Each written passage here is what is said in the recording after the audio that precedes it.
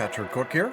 So welcome to session number 2 of our Mandelbulb3D Epic Rendering tutorial series.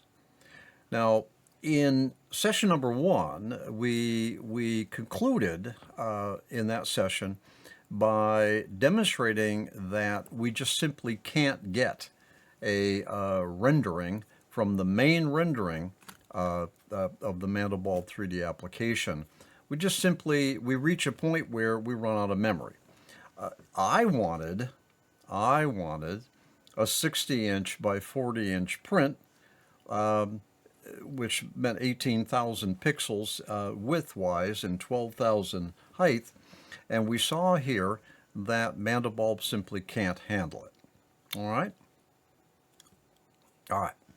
So let's try something. Now I think I want to show you something here that I think you'll want to keep in mind. So I have an out of memory 18,000 by 12,000, all right, and that gave me an out of memory situation. So if I say, well, okay, all right, I'm cool, all right.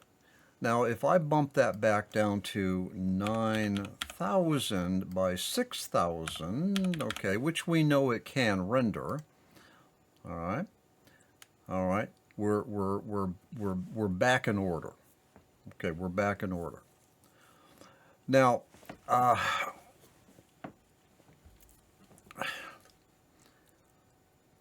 so our situation here is that we see here that there is a limit, and that limit is memory. There's a limit.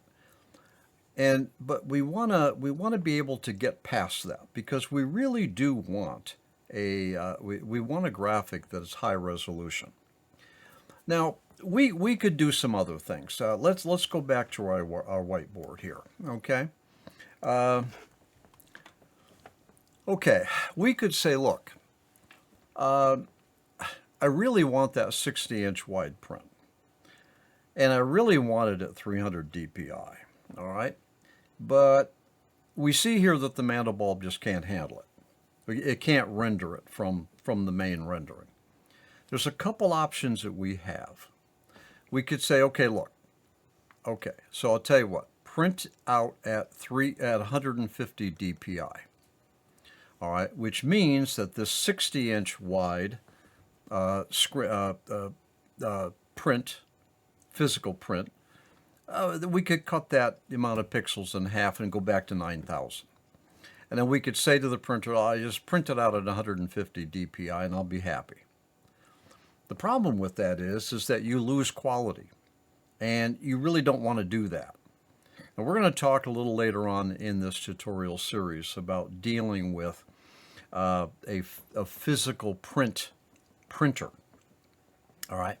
But one thing you don't want to do is you don't want to sacrifice quality just because you can't quite get your application to render out at what you want. Okay, so I am not a believer in accepting lower dots per inch, which equates to lower quality. I don't accept that. Now the other thing I could do is I could render out my graphic at a lower resolution, let's say 9,000 by 600, all right? I could do that.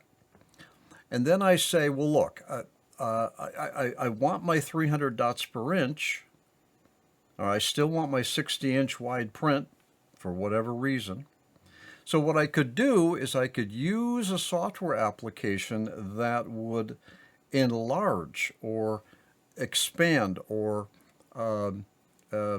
interpolate to upscale, all right, my 9,000 by 600 electronic image.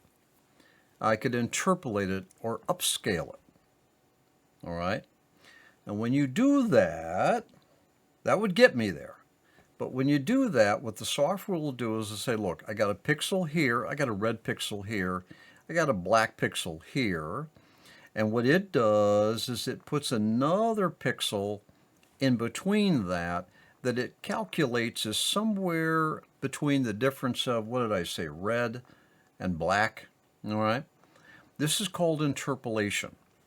It's upscaling. It's a method of upscaling. Now, modern software, good image editing software will do a pretty good job in this upscaling and maintaining the coloring.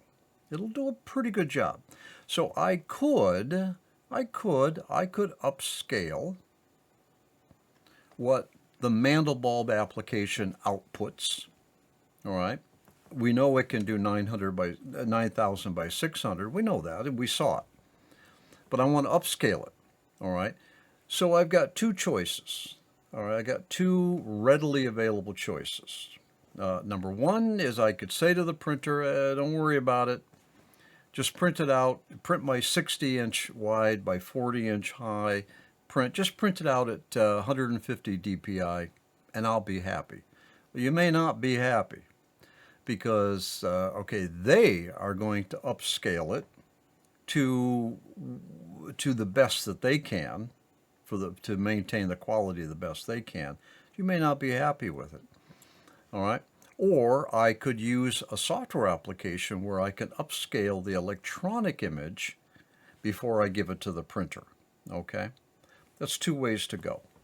Now, those ways are not necessarily bad. All right. They are options that we have available to us. All right. So we know that I can using the main rendering of the Mandelbulb application, we know that we can create an image that's 9,000 by 6,000 in resolution, and we know that we could send that out to the printer, and we could finagle and play around with it. We can upscale it. We know that. But what if I don't want to do that? What if I don't want to settle for what I think the Mandelbulb application can give me, and then go off and try to play games by either printing at a lower dots per inch, lower quality, or by trying to upscale it with some other application? It would be really good if I could get the Mandelbulb application to give me a large rendering. And as it turns out, fortunately, that tool does exist, giving the Mandelbulb application the capability to be able to render out a large, high-resolution graphical image. Again, we're not talking animation here. We're talking about a still rendering that you would output as a JPEG or a PNG or a BMP or some still image. All right. The Mandelbulb application has, under the Tools menu, it has what's called a Big Render. Let me get that down here where we can see it. So this is a Big Render tool. All right. And this is the primary focus of this particular tutorial series number 3. We want to know how to be able to use that Big Render tool where we can get virtually any size of a graphic that we want. You want a graphic that will print out at 60 inches. You need a graphic that has 18,000 pixels across. We can do that with the Big Render tool. That's done by taking the image and splicing it up into what are called tiles. Those tiles are sections of the graphic that will render out independently and create separate image files that we then have to figure out how to merge them, sometimes referred to as stitch them, all back together so that we get a large rendering of our 18,000 pixels by 12,000 pixels if that's what we want. All right.